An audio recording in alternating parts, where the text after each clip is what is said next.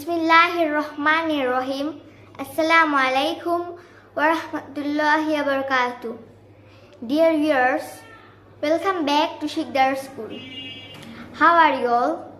I hope you all are feeling fine.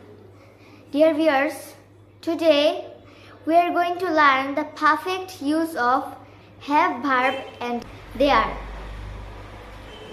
Okay, let's get started.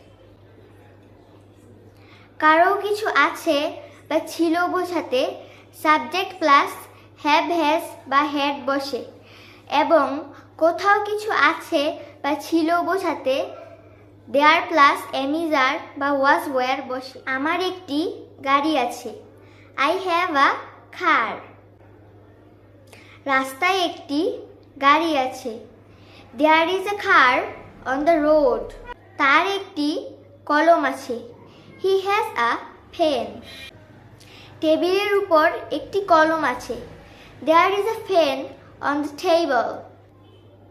তাদের একটি গাভী ছিল, দে হ্যাড আ খাও। মাঠে একটি গাভী ছিল, দেয়ার ওয়াজ আ খাউ ইন দ্য ফিল্ড।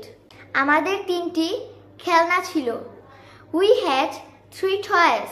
দোকানে অনেক খেলনা ছিল, there were many toys in the shop.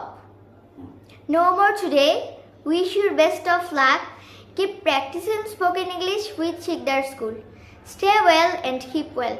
Allah Hafiz. Bye bye. See you in the next video.